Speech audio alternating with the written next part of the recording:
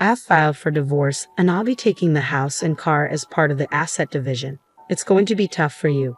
I mean, who knows how much longer you'll even live." Jake laughed, as if he had accomplished something great. Unbelievable. How could he abandon me just because I got cancer? Isn't a couple supposed to support each other during times like this? Jake's words and actions cut me to the core. I can never forgive him. I'll bring him down and make him see hell. I'll do whatever it takes, even if it's hard on my body. My stern determination invigorated me, marking the beginning of my revenge. My name is Emily, a 45-year-old housewife. I live with my husband, Jake. We met through a mutual friend. Back then, Jake was a charming person liked by everyone. He treated me, someone initially shy around strangers, with kindness. I was quickly drawn to him. The time I spent with Jake was so enjoyable that I wished for more moments together, and he felt the same way. That's how we got together and eventually married. I was truly happy to marry the man I loved so much. I was convinced that our happy life would continue, but that turned out to be just an ideal. After marriage, Jake changed. It's probably because of his job. To put it bluntly, Jake didn't earn much. He didn't study much in school and didn't have any particular qualifications or impressive educational background. That's why he ended up at a lower-ranking company. I had often suggested he change jobs, but Jake said it was too much trouble and rejected my advice without reconsidering. Well, I still have a job, and with my salary, we could easily live together. But what if we had a child? What if, for some reason, I couldn't work? Then it would be utterly impossible to get by on Jake's salary alone. "Hey Jake, my company is hiring a clerk. You don't need any special qualifications, and anyone with basic common sense can do the job. Why don't you consider it? The pay is much better than what you're earning now," I suggested one day after a friend from the HR department mentioned the opening. Looking at the job requirements, I felt Jake would have no problems. I thought this could be a chance for him to leave his low-paying job. However, Jake frowned at my suggestion. "Don't decide my life for me. I like working at my current company. Don't make unnecessary remarks. Are you complaining about your husband's job now?" Jake's tone clearly conveyed his anger. My good intentions seemed to have upset him. "I'm sorry, I didn't mean it that way, but your current company clearly doesn't pay well.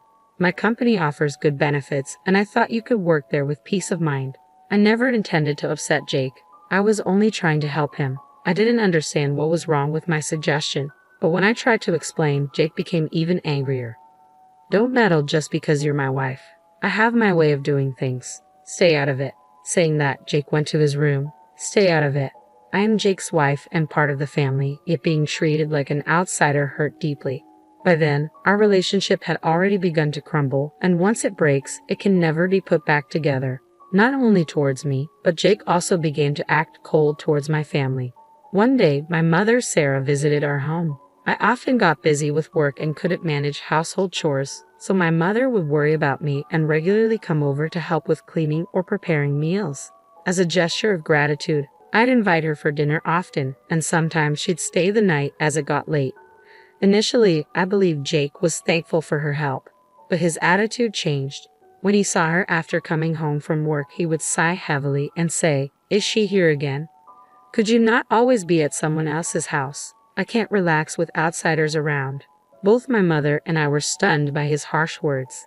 "If I've made you uncomfortable, I apologize. I'll skip dinner and head home today," my mother said, hurt but dignified. She had her own life yet was helping us, and it was unforgivable for Jake to treat her so rudely.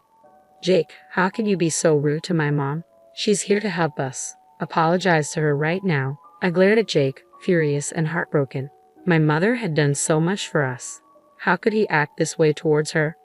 Apologize? Why? I just said what I felt. I can't relax with strangers in the house. I work hard every day and am exhausted, yet I have to come home and please others. It's mentally draining. Or do you want me to have a mental breakdown? Aren't you the one being rude to the breadwinner of this family? Jake's words made me look down at my feet. I didn't think I was being unreasonable. To me, Jake was the one who was. Despite this, I had no idea what to say to make him understand. "It's okay, don't worry about it. If you two are fine, that's all that matters to me," Sarah said, trying to cheer me up. In the end, that day, Sarah didn't join us for dinner. We ate the meal she prepared, feeling guilty. How can I get along with Jake every day? I pondered on this, but things never seemed to work out, wearing me down mentally. During such times, more misfortune struck. I suddenly fainted at work. My colleagues immediately called for emergency assistance, and I was taken to a major city hospital. After undergoing a full day of tests, I had to be admitted for further examinations. I informed Jake, but received no response from him. The test results revealed that I had cancer. Fortunately, it was detected early, and there's a high chance of full recovery with treatment. However, cancer treatment can be exhausting. Many people experience ill effects due to chemotherapy, and it could be a long battle with the disease. But I'm not done with my life yet. I decided to go through the treatment and continue my fight against the disease. I informed Jake about my cancer diagnosis and my hospitalization for treatment, but he didn't respond at all. This made me sad, but I couldn't afford to dwell on it. I had to encourage myself and face the treatment. As expected, the treatment was a series of hardships. Soon, I couldn't bear the side effects and was bedridden. Then one day, Jake came to my hospital room. This was the first time he had visited since my cancer diagnosis. "How are you feeling?" "Terrible. It might have been easier if you had come earlier." I was infuriated by every word and action of Jake. Why didn't he visit me sooner? Didn't he realize how vulnerable I felt? The happiness of seeing him was overshadowed by the sadness of his previous actions. However, what Jake said next was even more hurtful. "I filed for divorce. I'm taking the house and the car. It'll be tough for you, but hang in there. Anyway, who knows how long you'll live." A divorce? Weren't we a married couple? Isn't marriage about supporting each other during tough times? His words made my head spin. Those words were enough to cool the love I had for Jake. I don't need Jake anymore. I can lead my own life. He underestimated me, but I'll make him regret it. I'll bring him down and show him how. With that goal, I decided to take action. "Understood. I'm sorry for all the trouble I've caused. You can do as you please with the divorce, the house, and the car. Thank you for everything." As I said that, Jake looked surprised but laughed happily. "I'm glad you understand. I was wondering what to do if you threw a tantrum here. Anyway, take care. Don't bother inviting me to your funeral." Saying that, Jake left the room. Once he was gone, I couldn't hold back my grin any longer. Jake had fallen right into my trap. From now on, Jake will be the one to see how, not me. I went to the public phone and called a certain individual from my company. "Hello? I have a favor to ask," I said, conveying my request. The person was initially surprised but soon responded, "Understood. All the arrangements have been made. All that's left is to wait for things to start moving. Until then, I would be living my life fighting the illness and waiting for the right time." I wondered what kind of face Jake would show. Overwhelmed with excitement, the hardships of fighting my illness were forgotten, and that day, I faced the treatment with even more determination than before. The major shift happened 3 days later. After the treatment ended and I returned to my hospital room, I found 200 missed calls, all from Jake. I immediately went to the public phone and called him. "Hello," he answered with an urgent tone. "Help me. Please forgive me. I can't go on like this." Jake sounded on the verge of madness. Surely, things had gone as I expected. In my best comforting voice, I asked, "Calm down, Jake. What happened?" Stammering, he replied, "My job. I got laid off. I don't know why this happened." Hearing his words, I felt relieved, knowing our employees had done their job well. I felt a twinge of pity for him, but I had to tell him the truth. "Actually, the day I decided to take revenge on you, I called the head of our company's sales department. I asked him to reconsider doing business with your company. At first, he was confused, but he decided it was better to deal with another company, so he terminated the transaction with your company. The sudden termination surprised your company's president, who then contacted me. That's when I told him everything. I was shocked to hear about your affairs.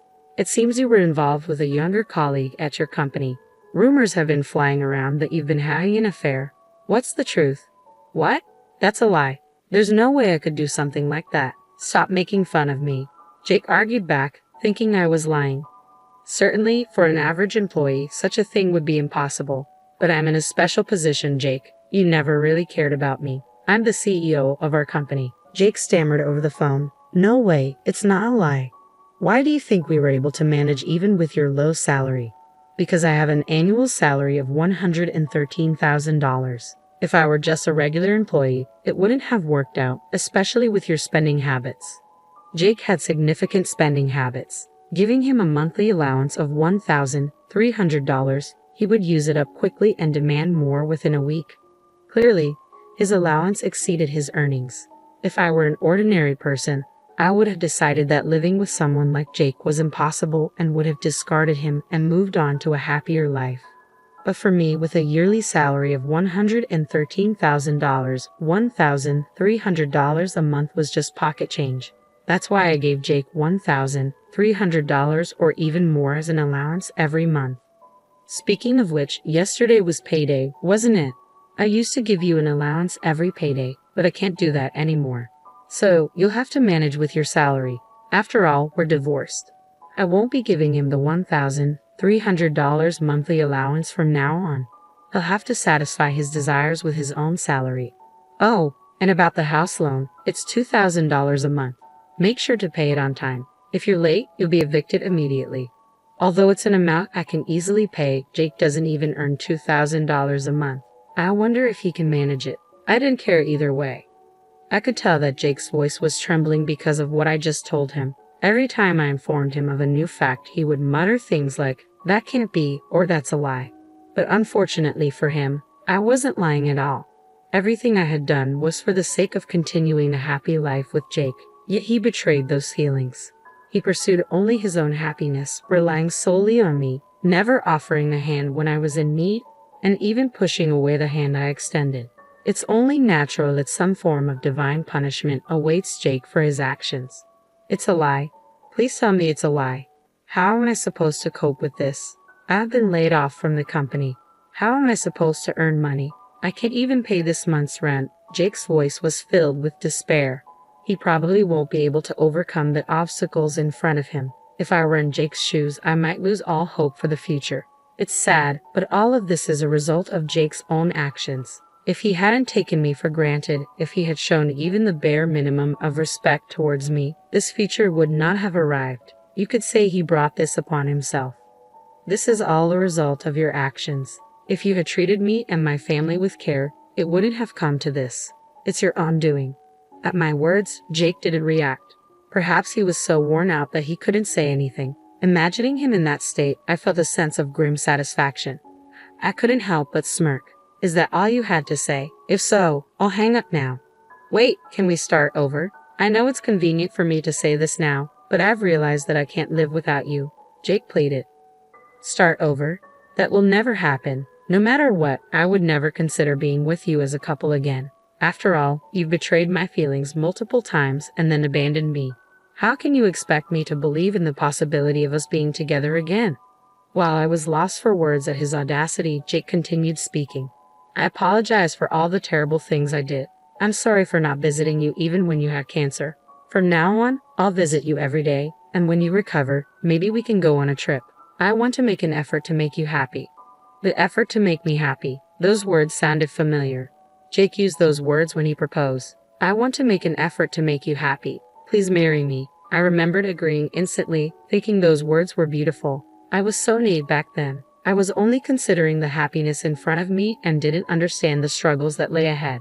If I had been more observant, I might have noticed his hidden spending habits. If that were the case, I probably wouldn't have married Jake. Emily, I love you. I can't live without you. Please, I could barely hear Jake's voice. However, having known his true colors, I knew this was just an act. Please stop pretending. No matter how you plead with me, my decision won't change. I will never go back to you. I clearly conveyed that I had no intention of reconciling with him, yet Jake persisted. Please don't say such sad things. I need you, Emily. Please come back. Stay with me. On the other side of the call, Jake desperately pleaded. The old me might have been swayed by his words and considered reconciling with him. However, I had made up my mind to cut ties with Jake deep down. It's over, Jake. Goodbye. I truly believe that I can't continue life with Jake. No matter how much he clung to me or insisted he wanted to be with me, I no longer felt the need to support him as I once did. It's pointless, I said. No matter what you say, I won't be fooled anymore. Plus, you have a mistress, right? Why not enjoy your life with her?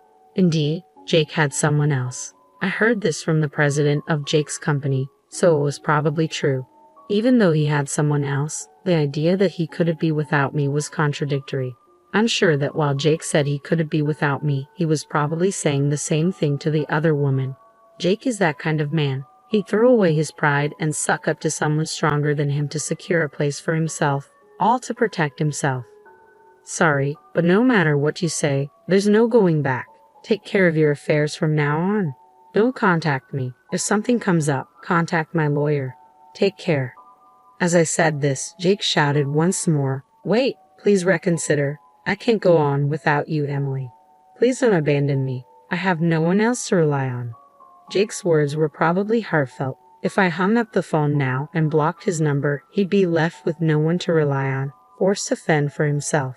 He'd have to curb his spending habits and pay rent. He had lost his job, so he would need to find a new one. But the jobs available to Jake now were very limited. It was unclear if he could even get re-employed. If I abandoned Jake now, he'd be headed straight for hell, and that was exactly what I wanted. "I don't care about you. Goodbye," I said and hung up the phone. I immediately blocked Jake's number and asked the nurse not to let him visit me.